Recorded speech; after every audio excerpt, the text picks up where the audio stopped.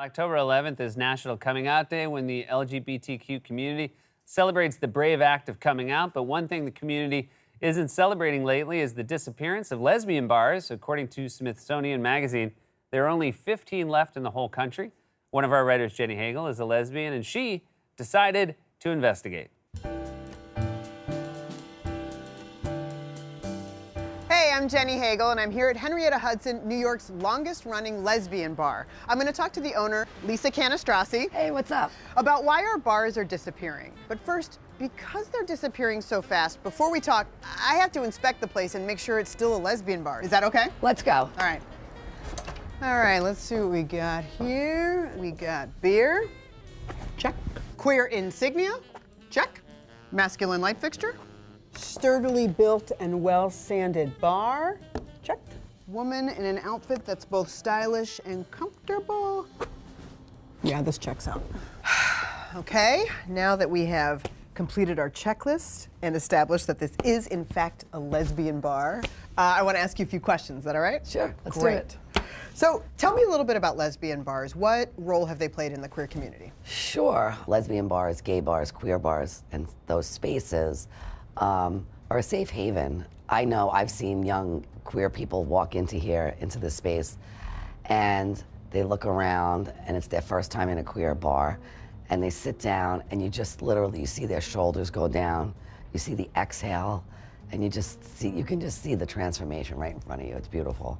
I remember going into the very first time I went to a lesbian bar. You don't realize all the tiny ways in which you adjust yourself as you walk through the world to try to fit in or seem a little different. Yeah. A little like straighter, a little more mainstream. Sure. And then I felt like I sat down at the bar and all that washed off me and I was just yourself. my little gay self. Yeah, it was raining the other day, and I was walking with somebody, and I helped put my umbrella up, and I said, you know, because there was one umbrella, and I put my arm around the person, and I said, I remember in the 80s, it was the only time I could put my arm around my girlfriend was when it was raining, because you could get away with it, you know? Here's the million-dollar question. Sure. Why are lesbian bars disappearing?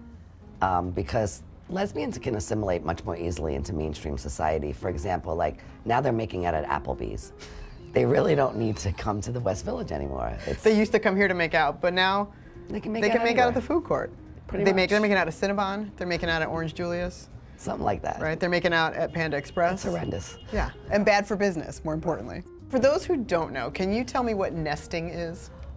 So nesting is when two lesbians meet and they hook up, they make out at Applebee's, and then they essentially move in together and they stay home and play Trivial Pursuit and make pasta. And it's very bad for business. We don't You're like that. You're describing my ideal night. Yeah, so I never introduce people to each other, even if they beg me. Yeah. Right, so once they start nesting, they start staying home and they don't come here and spend their money. It's not good. Yeah. But then when they break up, they drink every night. So it's not that bad, you know, it's a cycle. When you first opened Henrietta's, it was a lesbian bar. Sure. Is that still how you refer to it, or has how you refer to the bar evolved? It's evolved over the years. Now, as the community is getting bigger and people are like really in tune and can be more specific about how they identify, we refer to ourselves as a queer human bar built by lesbians. That's great, because nothing is stronger than something built by lesbians. That's true. Yeah. What's your favorite pickup line? Oh, hey, can I have a kiss? It's very direct. Yeah, it's actually worked a lot in the 90s. So I'm just gonna write, okay, can I have a kiss? If you had to estimate, the bar's been open 30 years, how many breakups do you think have happened inside these walls? Well, I've gotten a lot of thank yous for relationships that started here. Oh, that's great. With families and stuff like that. I don't get a lot of emails about the breakups.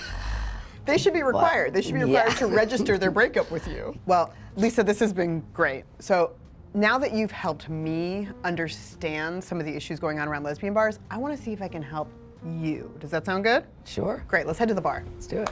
Go ahead. Okay, so just to end on a fun note, I really want there to be more lesbian bars in the world. So just in case someone is thinking about opening one, but they don't have like the right name, I've come up with a few names for lesbian bars, just possible names, and you're the expert, so I'm gonna show them to you, and you tell me if these are good names. Let's do it. Queer Goggles. Maybe in Britain. LGBTGI Fridays. No? Nah. It doesn't roll out, it's a little too Yeah. clumsy on the tongue? You forgot the cue. I did, that's it, you're exactly right. Okay, this is like for like if you're gonna open an Irish bar, Sure. Flannelgans. Oh, yes. Yes? Great. Park great. Slope? Park Slope, exactly. All right, oh man. Your ex-girlfriend is probably in here. I think that's the name of this place. It probably is the name of this Yeah, in place. parentheses. Yeah. Lady Cheers. It's like Cheers, but for ladies. Not feeling it. Not feeling it? Nah. All right, you know what? I'll meet you at Flannelgans. Absolutely. Let's do it. Pictures. All right, so Lisa, you just renovated your bar and reopened it, and I want the relaunch to go great. So I've come up with a few drink specials that I think you could offer to drum up business. So I'm just gonna show them to you, and then you tell me what you think of them, okay? Sure. Okay. Let's do it. All right. The Cartini. It's a martini served in a glass Subaru. Like it's sporty, but it'll get you Yeah, drunk. I'm thinking, yeah, as a maybe in a big one, in like a sharing, like a bowl, like Great. Yeah, right. I'm in. Yeah? This is the first date.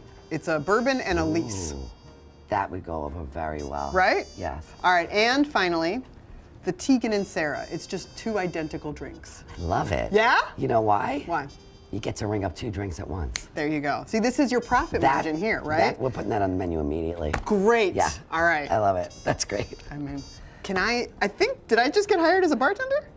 Sure, as a fill-in. A fill-in. Okay, Yeah, right. I have to yeah, work my way up. I yeah. understand. Okay, that's fair.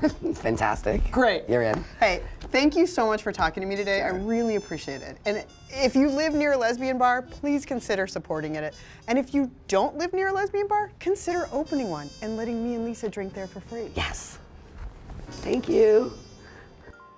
Jenny Hagel, everybody, and thanks to Lisa Canestrasi at Henrietta Hudson for welcoming us into her bar.